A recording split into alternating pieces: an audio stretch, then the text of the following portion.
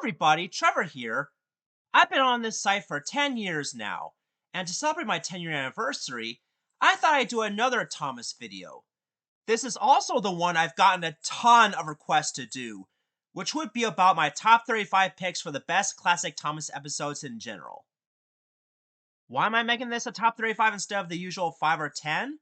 Well, because I wanted to pick 5 from each of the 7 classic seasons, and yes, that includes the Goal Lane era. But for this video, I'm going to split it into 3 parts. Part 1 will focus on the Goal Lane era episodes, which are seasons 6 and 7. The second part will be about the Clearwater Features era. And the third and final part will focus on seasons 3 to 5. I also want to point out that I won't be including any Christmas episodes aside from a few winter-themed ones. And I also won't include any of the Halloween specials either, not even Percy's Ghostly Trick. If you want more information on those, I'll provide a couple links in the description below. Now without further ado, let's get chugging. Number 35. 3 Cheers for Thomas. Also known as Hooray for Thomas in the US dub, this is the final episode of Season 7 and the very last classic episode overall, which explains why this is extremely low on the list. In this episode, Thomas dreams about winning a medal of his own one day, but was challenged by Birdie for another race once again. But this time, Birdie won the race against Thomas. However, Thomas was only thinking about bringing the children to the station on time, which he received a medal for being very helpful. While it is sad that this is the final episode of the classic era, but that doesn't stop me from enjoying this episode. I personally thought that this story ended season 7 on a more positive note because it shows that winning isn't always everything. And I thought it was cool to see Thomas and Birdie race against each other once again. Number 34. Emily's New Coaches. This is the very first episode of season 7, and it was Emily's first starring role in the entire series. However, that's not the only reason why I put this as number 34.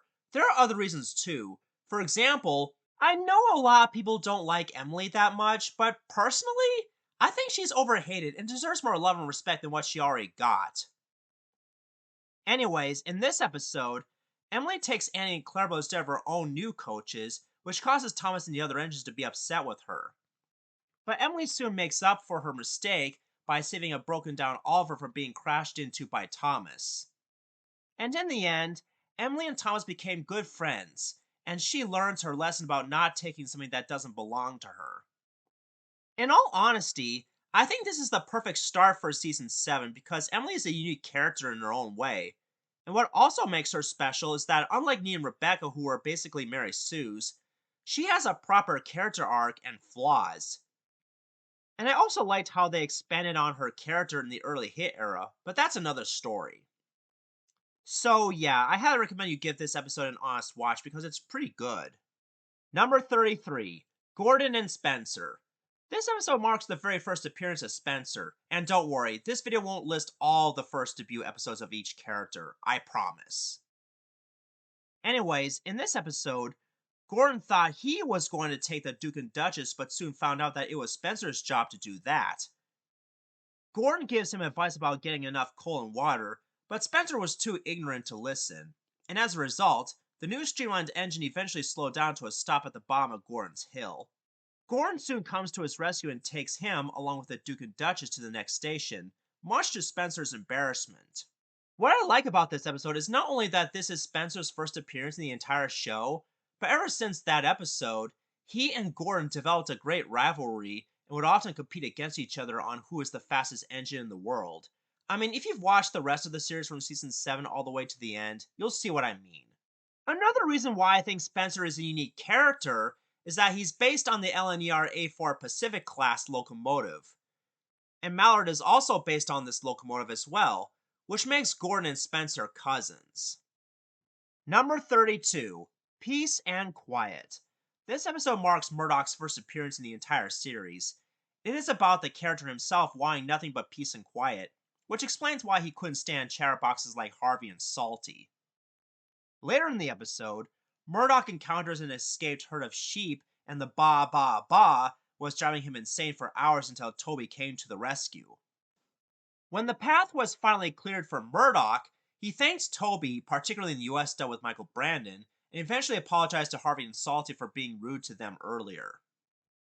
Then Salty tells them a story, which made Murdoch happily go to sleep according to the narrator. Thus, the episode ends.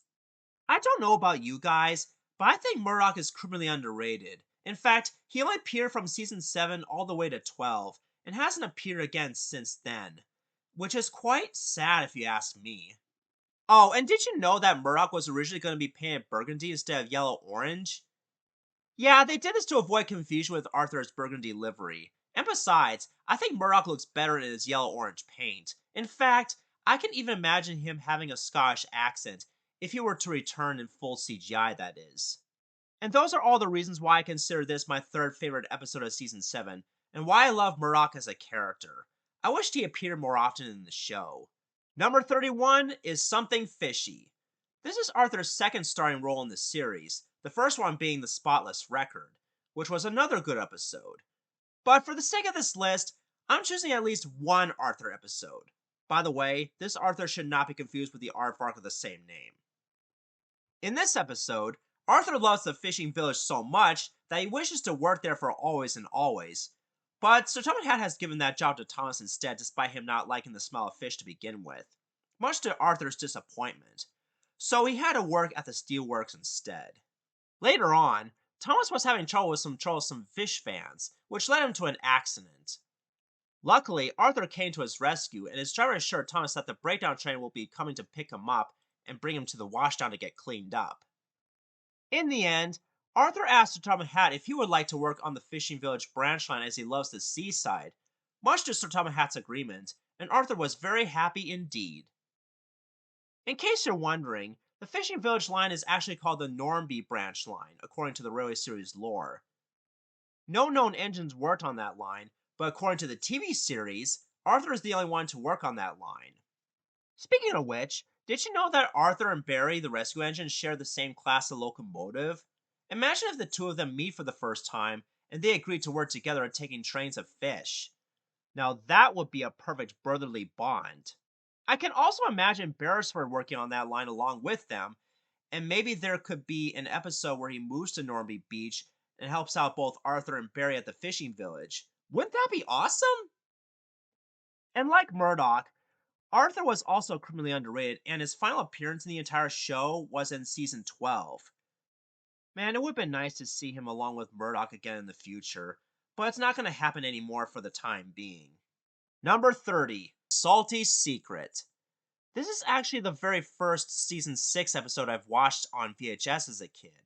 It marks the very first appearance of Salty, the dockyard diesel, who had to work at the quarry for a while until it was time for him to go to Brendam Docks where he truly belongs. After all, Salty loves the sea. Salty is actually my second favorite diesel engine, with Diesel 10 being number 1. I know I didn't mention him in my top 5 video about my favorite diesel engines, but that's only because I forgot to add him there at the time. Plus, he's even one of my favorite pirate characters in fiction because of his pirate-like personality, voice, and the fact that he likes to tell stories of the sea. And those are the reasons why this is number 30 on my list. I'm so thankful that he got to appear more often in the show since he is important to the overall lore, just like Cranky the Crane. Number 29, Harvey to the Rescue. This is the second season 6 episode I've watched on VHS when I was little, and it marks Harvey's first debut in the entire show. At first, everyone except for Thomas and Sir Topham Hatt thought he looked too weird and useless due to his appearance as a crane engine. But after rescuing Percy and his derailed trucks back onto the rails, he was declared a hero, much to Harvey's happiness. In all honesty, I love Harvey as much as Salty when it comes to new characters from season 6 because of his unique design. In fact, I consider him as important as Rocky as well as the breakdown train from previous seasons. Another thing I like about Harvey is that when they brought him back in full CGI, they made him speak with a Scottish accent just to reflect his base's origins, which makes perfect sense when you think about it. In addition, I thought the overall message in Harvey to the Rescue was very well executed, and to quote Sir Topham Hatt, different is what makes you special. In other words, it doesn't matter what you look like, it's your talent and overall personality that matters. Number 28, No Sleep for Cranky. This is the third episode of season 6, as well as the third episode in the Salty's Secret VHS tape. It stars Cranky the Crane, who couldn't stand Salty's stories, which causes him to lose his temper and block the line by accident. So Tommy Hat scolds Cranky for it and tells the other engines to wait until Harvey clears up the mess in the morning. I've noticed a plot hole within this story. Why couldn't Cranky just clean up the mess that he made instead of waiting for Harvey to do it? I mean, after all, he did cause the mess to begin with, no thanks to his short tempered behavior. Or was he too busy lifting and loading cargo all around the dockside? But other than that plot hole, I still think this is a great episode because of the character development between Salty, Cranky, Bill, Ben, and Harvey. And it does have an overall nice message about being kind, patient, and learning to say please and thank you when needed. I suggest you give this episode a chance if you haven't yet. Oh, and one more thing. I really enjoyed Salty's stories during this episode, especially the first one where he was talking about a ship that crash landed on shore. Number 27, Elizabeth the Vintage Lorry. Also known as Elizabeth the Vintage Quarry Truck in the US dub, this episode marks the very first appearance of Elizabeth, who was Sir Thomas Hat's first lorry and was left alone in the shed for years. When Thomas met her for the first time after breaking down, he thought that she was the rudest truck he had ever met, but was thankful that she brought him his new coupling rods.